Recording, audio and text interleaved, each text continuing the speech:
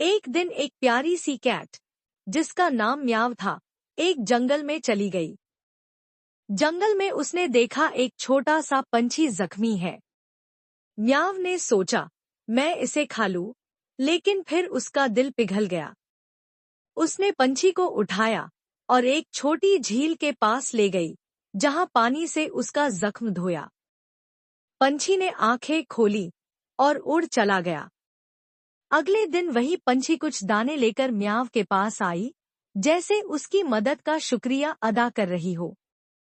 सबक: दूसरों की मदद करो, तो कभी न कभी वह भी तुम्हारी मदद करेंगे।